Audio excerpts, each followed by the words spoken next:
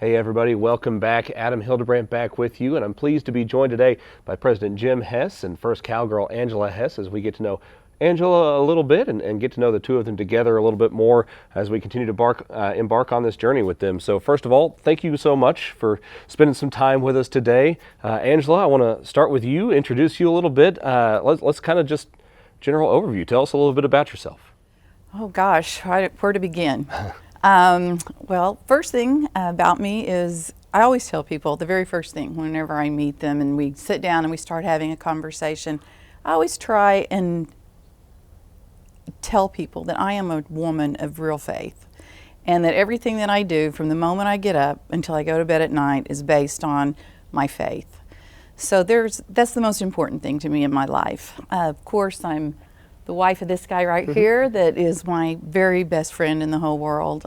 We had a whirlwind love story, and we met in church, best place you could meet your spouse, and 3 months later we got married, and here we are embarking on our 24th year of marriage together. And honest to God, it's the best thing that ever happened to me in my life. I'm the mom of 2 great kids. I have 3 wonderful granddaughters. I have a grandson that's 24, just graduated and starting his career after graduating from OSU. Our daughter also graduated from OSU. And our son's about to graduate as well. So we have had a long history with Oklahoma State University. In fact, Jim, of course, although this is about me, not him, we all know that he's had a long history with OSU of 44 years. And I've been by his side. I've seen him, through the ups and the downs and the ebbs and flows, and it's been a great adventure for both of us. Well, that story is not finished being written either as you guys embark on this new chapter. And President Hess, or can Jim maybe during this interview, what did she leave out? What else should we know about Angela that she didn't say? Well, first of all, she should have said that she's the daughter of a preacher. She spent her entire growing up life as the daughter of a Methodist minister, and she has 4 sisters, 2 brothers, and who a great family. They've always embraced me and adopted me early on, and so. But Angela's the person who you want to have as a friend. She is a ride or die friend. So there are so many people who have entrusted their lives in her hands, and she's a wonderful human being. And I'm married up. You can already determine that. Why she chose me, I have no idea. I've always been trying to figure that out. But I'm blessed that she did. But she's a wonderful person to have as a friend. She's the quintessential grandmother and aunt. All of our nieces and nephews look to her for both professional, spiritual advice. She's the person you want to have on your team. I think your story and life story resonates with a lot of people. I know for me, I grew up in the Methodist church, and I met my wife at church, so there's some similarities there. You guys have been in this process since late winter, early spring of last year, of now moving back to Stillwater and setting up shop here, so to speak. What's that been like, moving back to Stillwater and kind of replanting roots here? Well, it's definitely been a change, for sure. We have been in Owasso, Oklahoma for, more years than I can count, but in our home there, we've been there for almost 20 years. And so we had a lot of memories with our kids, our grandkids, our family. That was the hub of the family was right there. And we also have just some amazing friends who we have done life with.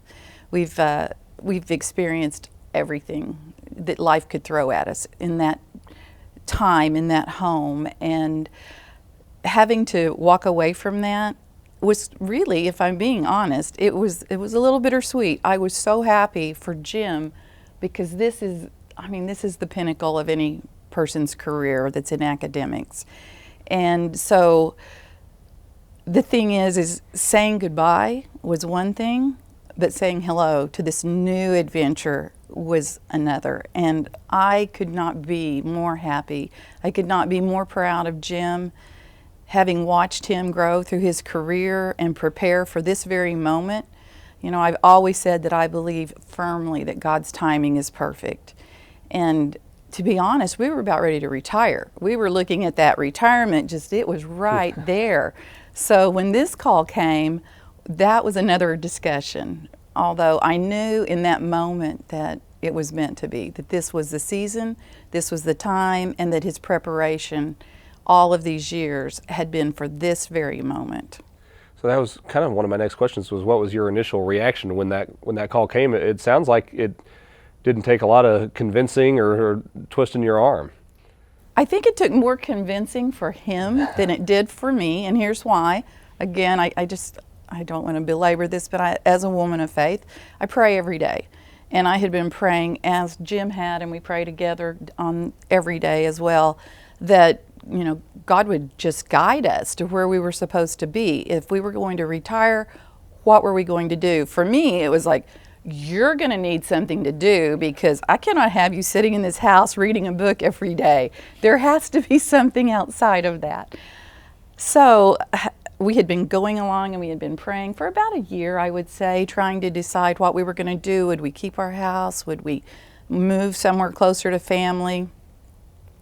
The answer just did not come. But on that particular day, we had just finished listening to a sermon series on the book of Exodus and on Moses. And Jim looked at me and he just said, "What do you think we should do?" And I said, "Well, I think this is your Moses moment, Jim." And he said, "Yeah, but I'm not as young as I used to be." And I said, "And neither was Moses, but God did send somebody along with him to raise his arms when he was worn out and surrounded him by people that would support him. And the same thing is going to be true of you. You've been in this preparation for 44 years, and here you are. So are you going to say send someone else, or are you going to go?" And he said, "I think we're going to Stillwater." See why I married her? Yeah, a lot of wise words in there. Yeah. So, I mean, faith and family, obviously very important to you guys. Do you feel like you added just thousands of students essentially into your family when you jumped into this role? We sure did. One of the first things that we were blessed to have was being embraced by students. They embraced us and encouraged us and were happy to see us. Mm-hmm. And that was such a warm feeling for us to know we're in the right place. This is home for us now. And so our faculty and staff were also the same way with us and gave us great encouragement. But students themselves, they come here to have their life changed. And our life was changed by coming here, so we felt like that we were kind of bonded with them in that way.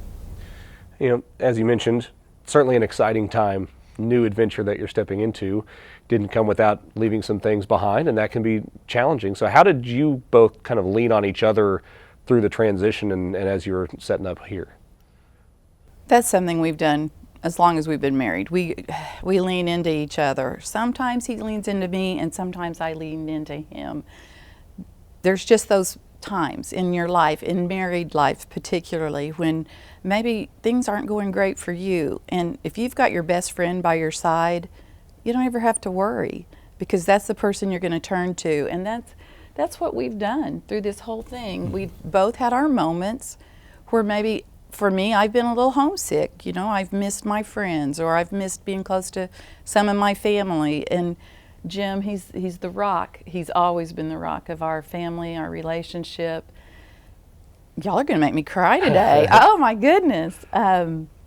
No, he's always been the one that has centered me. He regrounds me.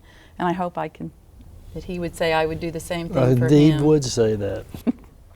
Well, what's something that you guys want the OSU community to know about each other? And Jim, something about Angela, Angela, something about Jim.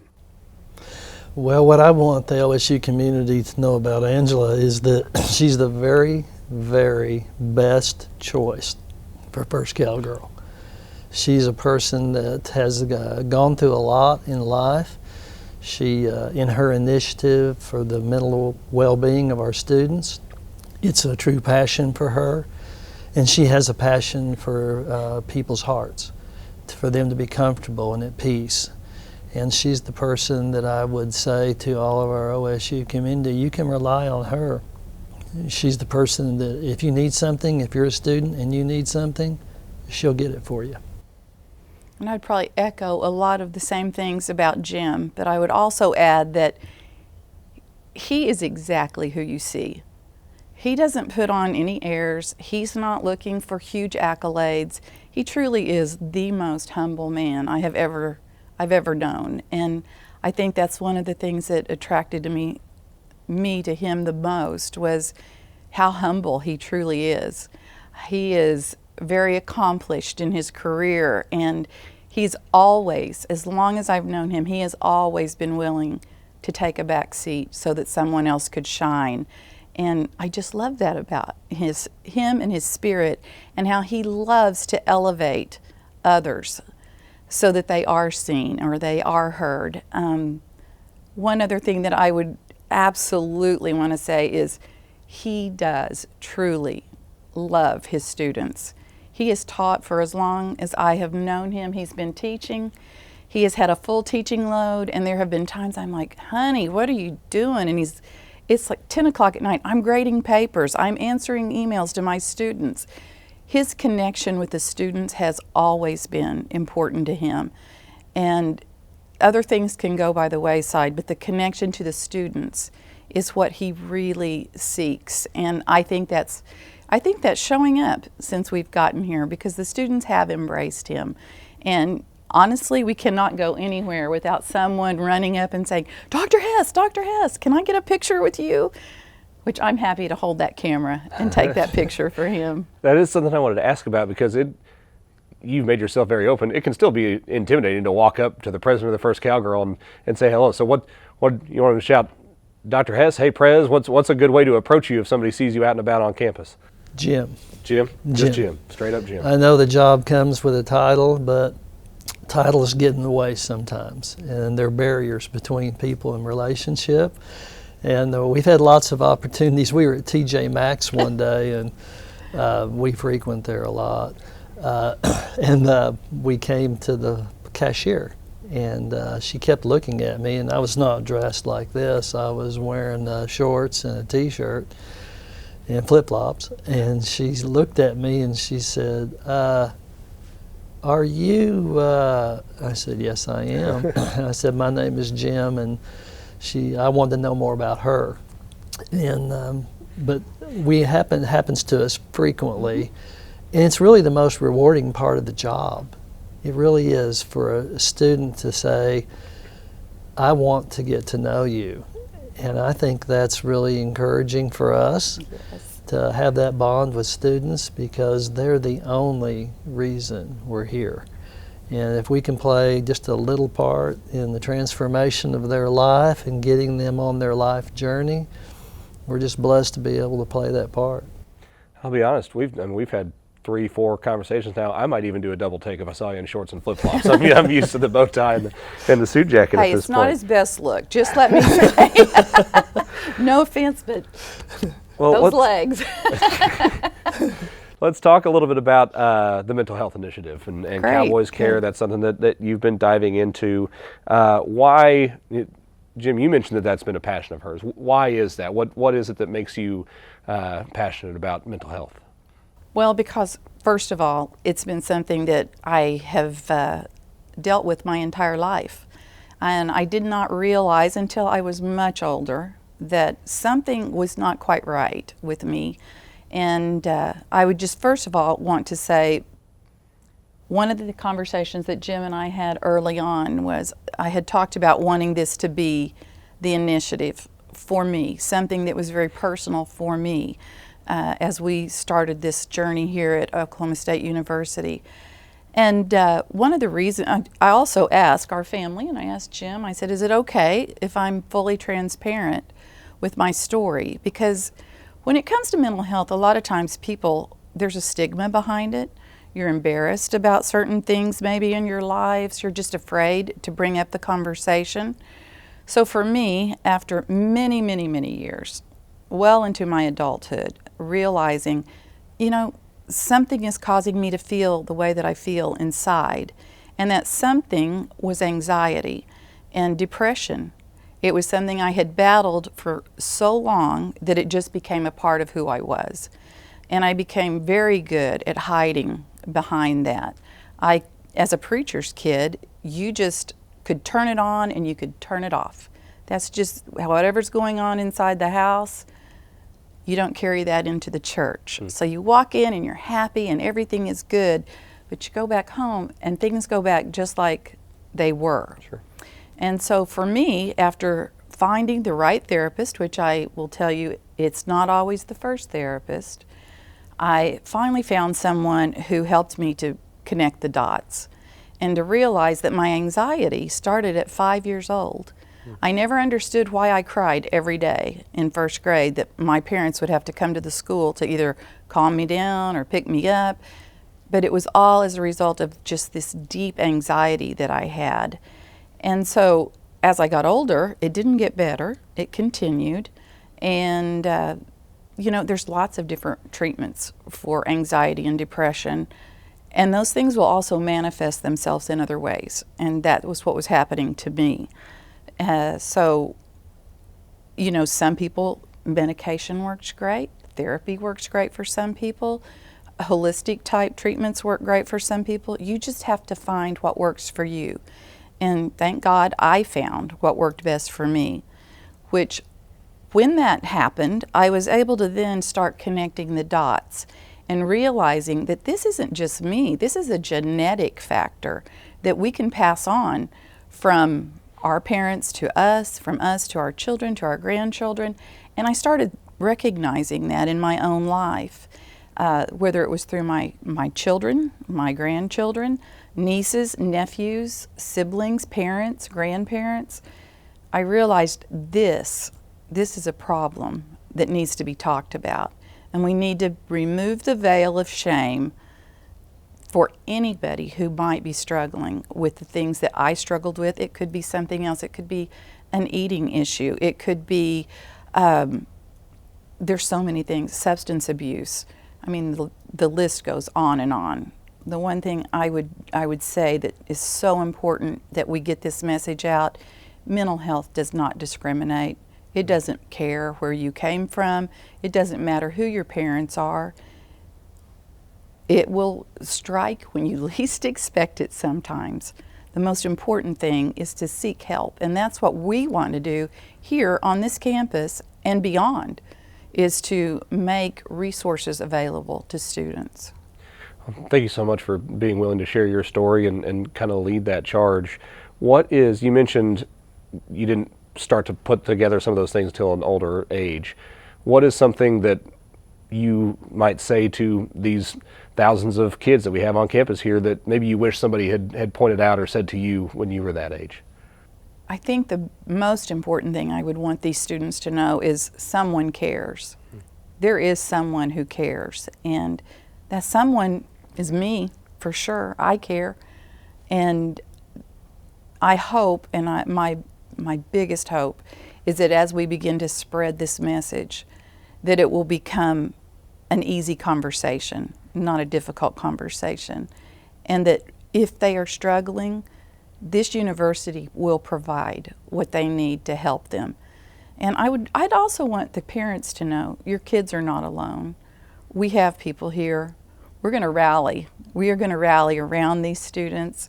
We are going to love on them, and we are going to help them wherever we can and however we can to find the resources that they need so that their experience while they are here on this campus will be positive for them.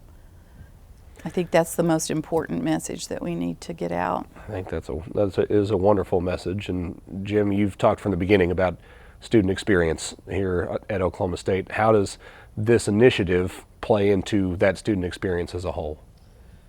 Well, Adam, I would say that what we really want is for students to be their very, very best. Yes. They can't be their best academically, athletically, socially, if they're struggling.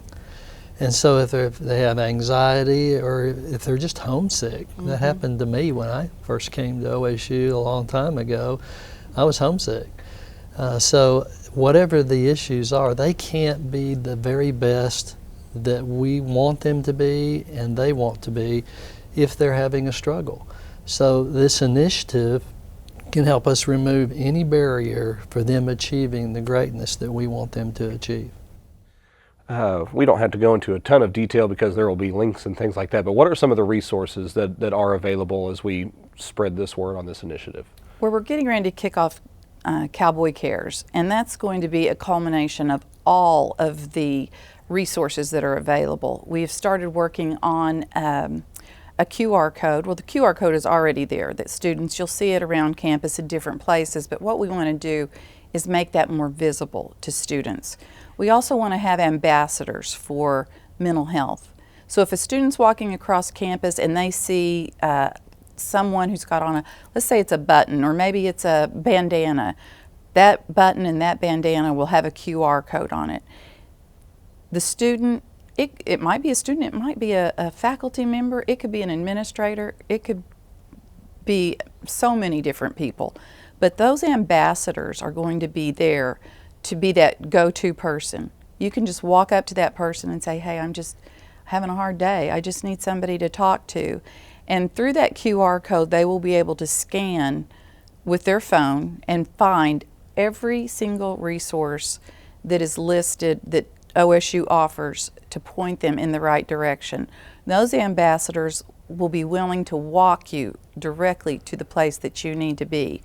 So we have systems like Timely Care. We've got the University Health Services, University Counseling Service. University Counseling Services, family counseling. So it's very wide and broad, the services that we have, and what we hope to do is to make them more available at times when people need them the most. 8 to 5 is not always the time that somebody is in crisis. There are people who are in crisis in the middle of the night. I can tell you, as somebody who struggles with insomnia, that's when your mind will race the most. And so we want to make sure that 24/7 we have resources available. I'm excited to see this launch and to see what you, Angela, in particular, but the both of you do with this initiative moving forward. It's a new semester. Hope kind of springs eternal. We're all stepping into the fall here. Give me something that excites you both about this upcoming chapter that you're writing here at Oklahoma State. Well, one of the things that, of course, everybody wants to talk football this week, and so we get the kickoff season, and I'm very excited about our opportunities for football, but also all of our athletic programs. We're going to have great seasons in all of them. We had the opportunity to do the Cowboy Choice Awards on Friday night and interact with all the athletes, and they're wonderful, wonderful human beings, and so proud of their accomplishments here. But the one thing that I have really been focused on is this first 4 weeks of the student experience. What is their life like from last Monday, the first day of class, during this first 4 weeks period of time? Because that's when a student really knows that they belong here, that they made the right decision. They're telling their parents and their loved ones, I'm so glad I came here. So this first 4 weeks is absolutely critical, and I encourage all of our faculty and staff members to reach out to students and make sure they're having the experience that they want and need to have. But this first 4 weeks is absolutely critical to us. Angela, what about you? Oh gosh, I'm really, really excited about getting to be more involved with the students. The more I'm surrounded by them, the happier I feel, honestly. I had a really, really good friend here in Stillwater. I've known her for, oh my goodness, more than 20 years, who told me, if you want to stay young, surround yourself with young people. And when she first said that to me, I was like, it's wearing me out. I'm not sure you're right about that, but she is right. Being surrounded by these students every day, we run into students every day, but now it's going to become routine for us to be around students and participating in different events that they're in. So for me, it's just the excitement of getting to make those connections and already starting to build relationships with students. I was so excited. Like, this was the pinnacle when we were at the freshman kickoff, And some of our Rejoice students, we're very connected to the Rejoice Christian School in Owasso. These young men came running from I don't know where, but they showed up on the floor, and I tell you, my heart just jumped with joy, because they just came up and embraced us and hugged us, and they were just so happy to see us. And that, to me, is what this whole thing is all about.